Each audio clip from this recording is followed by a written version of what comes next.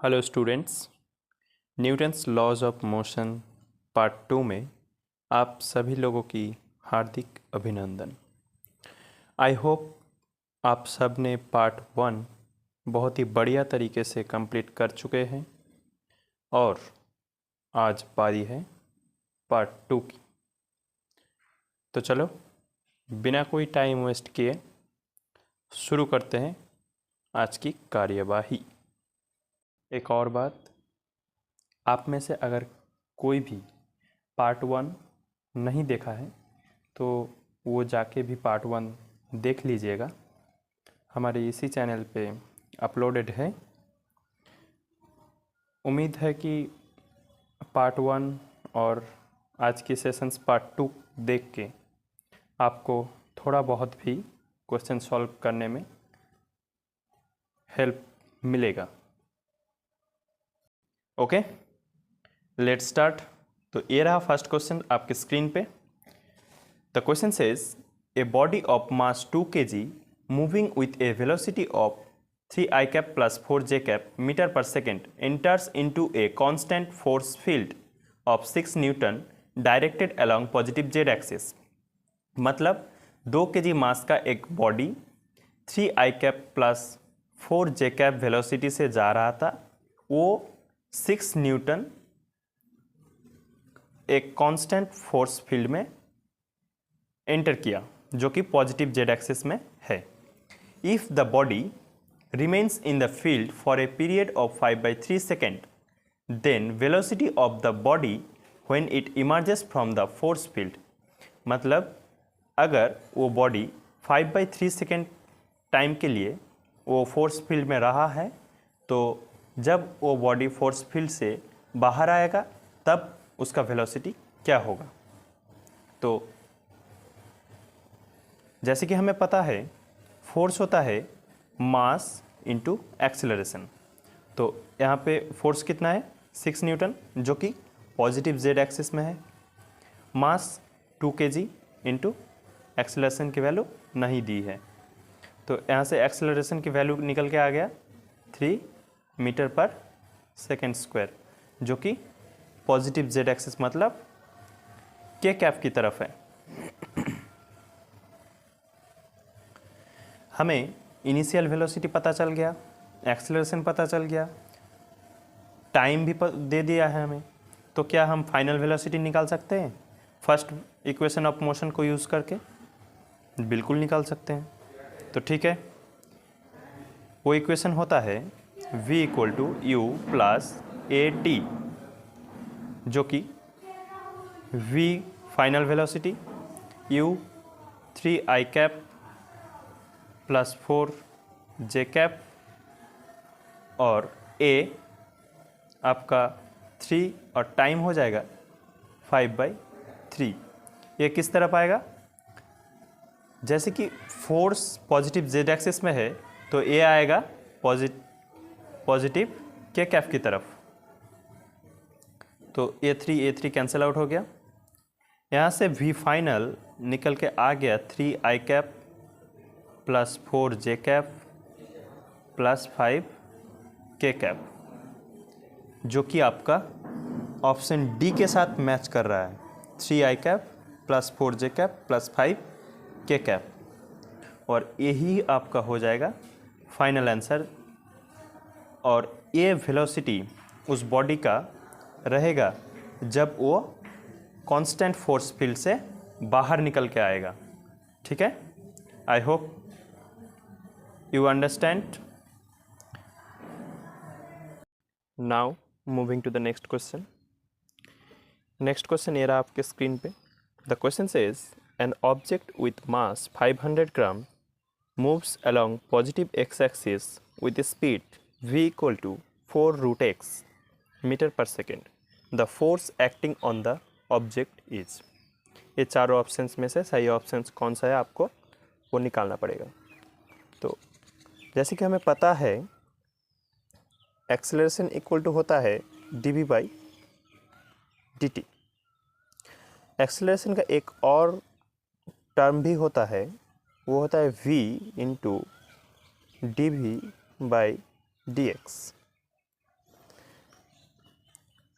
ये कब यूज़ करेंगे? ये हम तब यूज़ करेंगे जब वेलोसिटी x की टर्म में दिया हुआ है। तो अभी ये फॉर्मूला यूज़ करके हम इसको एक्सेलरेशन में कन्वर्ट कर लेते हैं। तो एक्सेलरेशन इक्वल टू हो जाएगा v इक्वल टू 4√x। इसको हम बोथ साइड स्क्वायर करें तो ये निकल के आ जाएगा v square equal to 16x। अभी इस टर्म को अगर हम डिफरेंशिएट करें तो x की रेस्पेक्ट में डिफरेंशिएट कर रहे हैं तो ये आ जाएगा 2v into dv by dx और 16x का डिफरेंशिएट हो जाएगा 16। यहाँ से v dv बाई dx निकल के आ गया 8। तो v dv बाई dx क्या है? एक्सेलरेशन। मतलब ये 8 क्या निकल के आया? एक्सेलरेशन। ओके। अभी हमसे पूछा है फोर्स। तो फोर्स निकालने के लिए हमको मास और एक्सेलरेशन की ज़रूरत है। तो एक्सेलरेशन हमको मिल गया यहाँ से और मास हमको दे रखा है 500 ग्राम। अगर 500 ग्राम को हम केजी में कन्वर्ट कर लें तो 500 डिवाइडेड बाई 1000 इंटू और एक्सेलरेशन जो कि मीटर पर सेकंड स्क्वायर में है, क्योंकि यहाँ पे वेलोसिटी हमको मीटर पर सेकंड में दे रखा है तो एक्सेलरेशन निकल के आएगा मीटर पर सेकंड स्क्वायर यूनिट पे ही। तो इस एक्सेलरेशन को हम यूज़ कर लेते हैं 8। तो यहाँ से निकल के आएगा 1/2 इंटू 8। यहाँ से निकल कैंसिल आउट करके आ जाएगा 4 न्यूटन। तो जैसे कि आप देख सकते हैं 4 न्यूटन आपका बी ऑप्शन के साथ मैच कर रहा है, मतलब बी ऑप्शन आपका सही आंसर हो गया। I hope you understand. Moving to the next question. Next question ये रहा आपके स्क्रीन पे। The question says a cubic block of mass m is sliding down on an inclined plane at an angle of 60 degree with the horizontal। मतलब horizontal के साथ 60 degree angle पे एक inclined plane है और उसके ऊपर से एक m मास के एक क्यूबिक ब्लॉक फिसल रहा है। तो if the acceleration of the block is g/2 then the value of coefficient of kinetic friction। अगर इस ब्लॉक की एक्सेलरेशन g/2 हुआ तो यहाँ का काइनेटिक फ्रिक्शन मतलब म्यू के का वैल्यू कितना है आपसे वो पूछा है। तो इस ब्लॉक के लिए अगर हम एफ बनाएं तो इस ब्लॉक के लिए जो mg होगा वो नीचे की ओर लगेगा mg। मतलब इस तरफ अगर ये 60 डिग्री हुआ तो ये भी 60 डिग्री, मतलब इस तरफ लगेगा mg का cos थीटा वाला कंपोनेंट, मतलब mg cos 60 डिग्री और इस तरफ लगेगा mg sin 60 डिग्री। ठीक है। और इस तरफ एक फोर्स लगेगा जो है फ्रिक्शन फोर्स, मतलब उसका वैल्यू क्या हो जाएगा? फ्रिक्शन का वैल्यू क्या होता है? फ्रिक्शन फोर्स का वैल्यू क्या होता है? Mu into normal. तो काइनेटिक फ्रिक्शन का वैल्यू म्यू के है तो ये इधर लग जाएगा म्यू के, और ये नॉर्मल का वैल्यू कितना है? नॉर्मल mg cos थीटा, मतलब नॉर्मल इस तरफ लगेगा जो कि जिसका वैल्यू है mg cos थीटा के बराबर। मतलब हम नॉर्मल की जगह mg cos थीटा लिख सकते हैं, थीटा की वैल्यू 60 डिग्री है। तो इसके लिए अगर हम इक्वेशन ऑफ मोशन लिखें तो खींचने वाला फोर्स माइनस रोकने वाला force equal to mass into acceleration. मतलब खींचने वाला फोर्स क्या है? mg sin 60 डिग्री और रोकने वाला फोर्स, ये वाला friction force mu K into M G cos 60 degree equal to इस ब्लॉक का मास m और इस ये ब्लॉक जिस एक्सेलरेशन के साथ फिसल रहा है वो है g/2। तो यहाँ से mg कॉमन लेके कैंसिल आउट हो जाएगा, मतलब साइन 60 माइनस म्यू के कॉस 60 इक्वल टू 1/2। साइन 60 का वैल्यू क्या होता है √3/2 माइनस म्यू के का वैल्यू, मतलब म्यू के इंटू कॉस 60 का वैल्यू 1/2 इक्वल टू 1/2।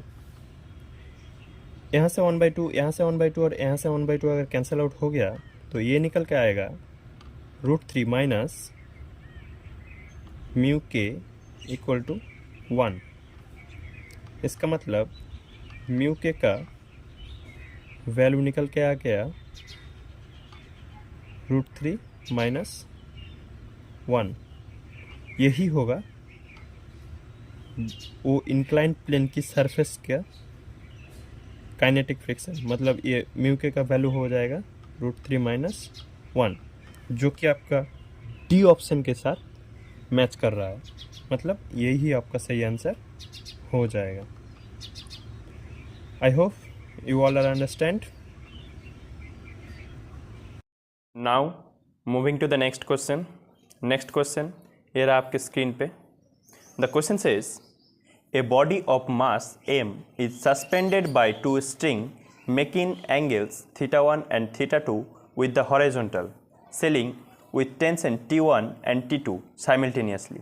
मतलब एक सेलिंग पे दो रस्सी उस सेलिंग के साथ θ1 एंड θ2 पे अटके हैं। लेट कर लेते हैं θ1, ये θ2। T1 and T2 are related by T1 equal to √3 T2 and the angles θ1 and θ2 आपसे पूछा है, और यहाँ से m मास की एक बॉडी को लटका दिया। तो इस m मास का बॉडी के लिए नीचे की ओर mg लगेगा, a T1 ये वाला T2। अगर ये θ1 हुआ तो यहाँ पे एक हॉरिजॉन्टल लाइन खींच लेते हैं, तो ये भी θ1 होगा, और ये अगर θ2 हुआ तो ये भी θ2 होगा। तो यहाँ से अगर हम FBD बनाएं तो T1 का इस तरफ का कंपोनेंट जो हो जाएगा T1 cos θ1, और इस तरफ T2 का एक कंपोनेंट T2 cos θ2, और ऊपर की ओर T1 का कंपोनेंट क्या हो जाएगा T1 sin θ1, और ऊपर की ओर T2 का कंपोनेंट वो हो जाएगा T2 sin θ2। इस FBD से हम एक चीज़ लिख सकते हैं कि T1 cos θ1 T2 cos θ2 को कैंसिल आउट कर रहा है, क्योंकि दोनों फोर्स ही ऑपोजिट साइड में है, और इस तरफ कोई एक्सेलरेशन नहीं है, मतलब ये वाला फोर्स इसको कैंसिल आउट कर रहा है। ठीक है, तो इन दोनों से हमें कोई मतलब नहीं। हमें किससे मतलब है, mg को कौन बैलेंस कर रहा है, mg को बैलेंस कर रहा है T1 sin θ1 plus T2 sin θ2 equal to mg। और क्वेश्चन में हमें दिया हुआ है T1 इक्वल टू √3 T2। यहाँ से हम ये वाला डाटा को अगर हम यूज़ करें तो T1 की जगह लिख सकते हैं √3 T2 sin θ1 plus T2 sin θ2 equal to mg। यहाँ से T2 को कॉमन ले लेते हैं तो ये आ जाएगा √3 sin θ1 plus sin θ2 equal to mg। अब इन इक्वेशन से हम कुछ कैलकुलेट नहीं कर सकते, तो हमें क्या करना पड़ेगा, ये ऑप्शंस में दिया हुआ डाटा को पुट करके देखना पड़ेगा कि T2 की वैल्यू ये आ रहा है कि नहीं। मतलब थीटा की वैल्यू एक बार 30 डिग्री और θ2 की वैल्यू एक बार 60 डिग्री पुट करके देखना पड़ेगा T2 का वैल्यू ये आ रहा है कि नहीं। अगर ये आ गया तो मतलब ये ऑप्शन सही है, और अगर ये नहीं आया तो मतलब ये ऑप्शन गलत है। तो ठीक है, ऑप्शन ए के लिए T2 इंटू √3 साइन θ1 30 डिग्री, मतलब साइन 30 का वैल्यू को क्या होता है half, plus θ2 60 degree, sine 60 degree का वैल्यू √3/2 इक्वल टू mg। यहाँ से अगर आप फर्दर कैलकुलेट करें तो आपको दिख जाएगा √3 कॉमन, ये आ जाएगा आपका √3/2 प्लस √3/2 मतलब √3 इक्वल टू mg। तो यहाँ से अगर T2 का वैल्यू ये नहीं आ रहा, मतलब अगर ए वाला एंगल θ1 और ए वाला एंगल θ2 हुआ तो T2 का वैल्यू ये नहीं आएगा, मतलब ये ऑप्शन गलत हो गया। बी ऑप्शंस के लिए 45 डिग्री और 45 डिग्री, T2 √3 इंटू 45 डिग्री का वैल्यू होता है 1/√2 प्लस 1/√2 इक्वल टू mg। यहाँ से भी साफ पता चल रहा है ये नहीं आएगा। क्यों? क्योंकि यहाँ पे √3/√2 आ गया और यहाँ पे 1/√2 आ गया, तो यहाँ से अगर कैलकुलेट करें तो √3 + 1 नीचे आएगा और ये जो √2 वाला टर्म है ये ऊपर जाएगा, तो मतलब बी ऑप्शंस भी आपका नहीं होगा। सी ऑप्शंस को ट्राई कर लेते हैं।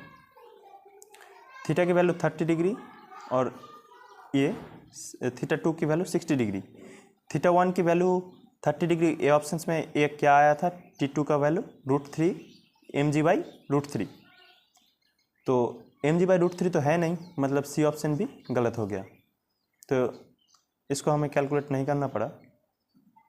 डी ऑप्शंस देख लेते हैं।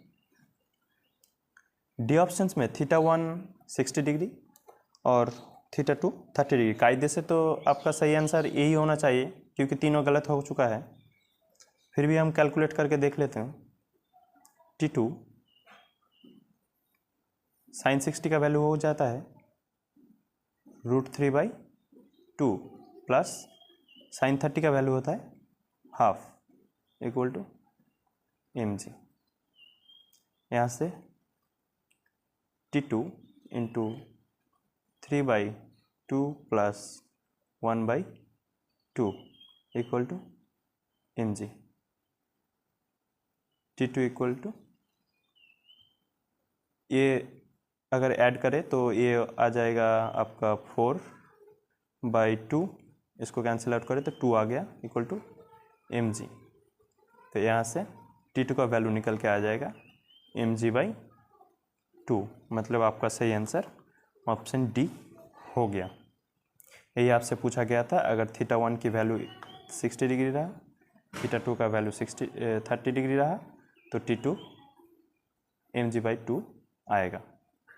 I hope you all are understand. Now moving to the next question. Next question ये रहा आपके स्क्रीन पे। The question says A block of mass 1 kg moving along x with speed v initial equal to 10 meter per second enters a rough region ranging from x equal to 0.1 meter to x equal to 1.9 meter. The retarding force acting on the block in this range is Fr equal to minus Kr Newton with K equal to 10 Newton per meter. Then the final speed of the block as it crosses the rough region is, मतलब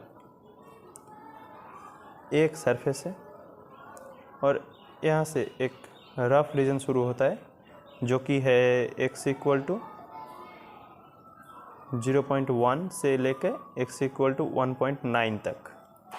ये block 1 kg का एक block जब यहाँ enter करता है तब इसका v इनिशियल होता है 10 meter per second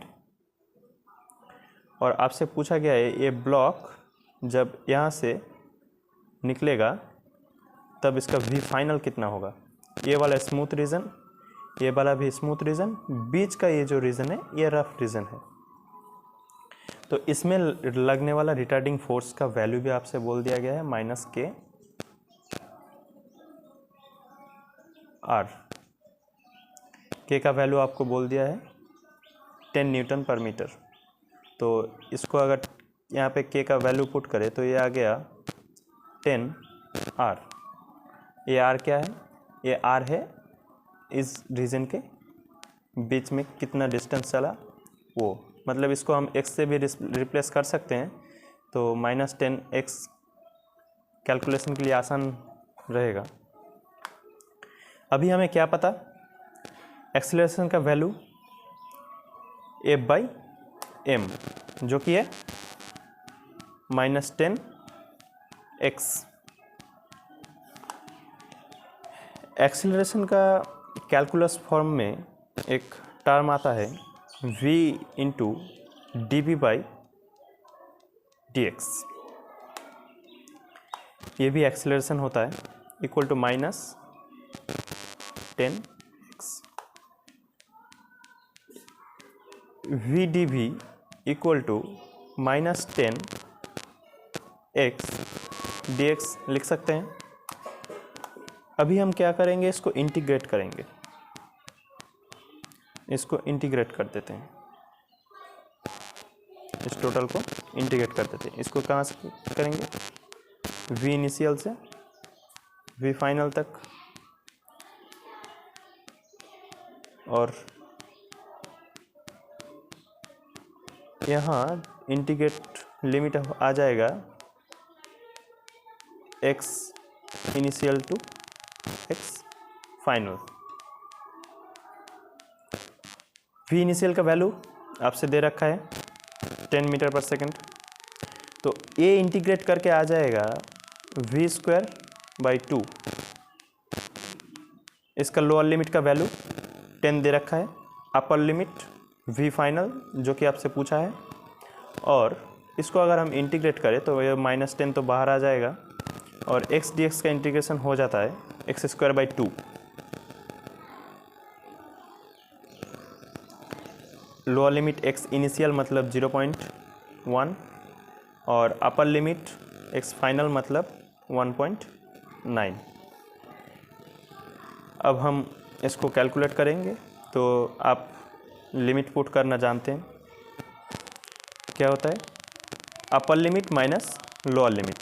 upper limit क्या है, v फाइनल का स्क्वायर/2 माइनस लोअर लिमिट क्या है 10, तो 10 का स्क्वायर हो जाएगा 100/2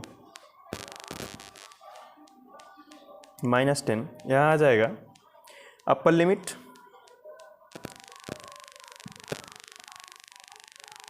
1.9 का स्क्वायर/2 माइनस लोअर लिमिट 0.1 का स्क्वायर/2। इसको हम कैलकुलेट करें तो v final square minus 100/2 equal to -10 into 1.9 का स्क्वायर, ये हो जाएगा 3.61 माइनस, और 0.1 का स्क्वायर ये हो जाएगा 0.01। तो यहाँ से अगर हम कैलकुलेट करें तो v फाइनल का स्क्वायर माइनस 100/2 इक्वल टू -10, ये आ जाएगा आपका 3.6/2 मतलब -10 इंटू 1.8 मतलब -18। और यहाँ से v फाइनल का स्क्वायर -100 इक्वल टू -18 इंटू 2 -36। तो v फाइनल का स्क्वायर इक्वल टू -36 प्लस 100, ये आ जाएगा 64 प्लस 64। तो यहाँ से आपका v फाइनल निकल के आ जाएगा 8 मीटर पर सेकेंड, जो कि आपका सी ऑप्शन में दे रखा है। और आपसे ये ही पूछा गया था कि जब ये ब्लॉक इस 1.9 x इक्वल टू 1.9 रीजन से बाहर निकल जाएगा तब इसका फाइनल वेलोसिटी कितना होगा, जो कि होगा 8 meter per second. I hope you all are understand. Now moving to the next question. Next question ये रहा आपके स्क्रीन पे। The question says a body of mass 1 kg is suspended with the help of 2 strings making angles as shown in figure. मतलब figure पे दिया हुआ 2 strings एक 1 kg मास के साथ लटका हुआ है, और स्ट्रिंग 1 60 डिग्री एंगल कर रहा है हॉरिजॉन्टल के साथ, और स्ट्रिंग 2 हॉरिजॉन्टल के साथ 30 डिग्री एंगल पे है। Magnitude of tension T1, string 1 पे जो टेंशन है वो T1 और स्ट्रिंग 2 पे जो टेंशन है वो T2, इसका वैल्यू, इन दोनों का वैल्यू आपसे पूछा गया है, और आपको दिया हुआ है acceleration due to gravity equal to 10 meter per second square. तो हम यहाँ FBD बना लेंगे। पहले ये बॉक्स बना लेते हैं 1 kg का। इसका नीचे mg लगेगा, mg इसका वैल्यू हो जाएगा, m का वैल्यू 1 और g का वैल्यू 10 आपसे दे रखा है। तो 1 इंटू 10 हो जाएगा 10, और ये जो स्ट्रिंग्स यहाँ पे लगा हुआ है ये वाला 30 डिग्री पे और ये वाला 60 डिग्री पे। डायग्राम थोड़ा उलट गया, आप थोड़ा मैनेज कर लीजिएगा। समझ लो ये 60 डिग्री है, लेट कर लो। ये T1 और ये T2। तो T2 का इधर वाला कंपोनेंट क्या हो जाएगा, T2 cos 30 डिग्री, और T1 का इधर वाला कंपोनेंट हो जाएगा T1 cos 60 डिग्री। और इसका एक वर्टिकल कंपोनेंट भी आएगा और इसका भी एक वर्टिकल कंपोनेंट आएगा, जो कि हो जाएगा T1 का वर्टिकल कंपोनेंट हो जाएगा T1 साइन 60 डिग्री, और T2 का वर्टिकल कंपोनेंट हो जाएगा T2 साइन 60 डिग्री। ये T1 और T2 एक ही तरफ लग रहा है और उसके ऑपोजिट में लग रहा है mg। मतलब ये T1 sine 60 degree plus T2 sine 60 degree, इन दोनों मिलकर mg को बैलेंस कर रहा है, और ये T1 cos 60 degree T2 cos 30 degree को बैलेंस कर रहा है। तो यहाँ से हम इक्वेशन क्या लिख सकते हैं, T1 cos 60 degree plus equal to T2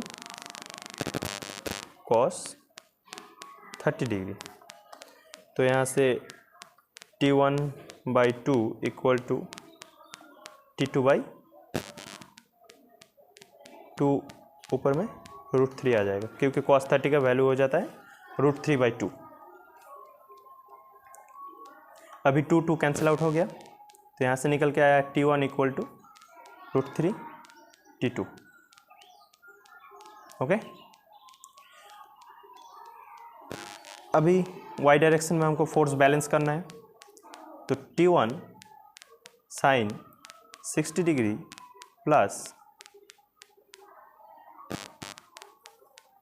ये वाला 30 डिग्री आएगा, यहाँ थोड़ा मिस्टेक हो गया। T2 sine 30 degree equal to mg। ठीक है, तो T1 इंटू साइन 60 का वैल्यू हो जाता है √3/2 और T2 इंटू साइन 30 का वैल्यू हो जाता है 1/2 इक्वल टू mg, जिसका वैल्यू हो जाता है 10। यहाँ से √3 T1/2 plus T2/2 equal to 10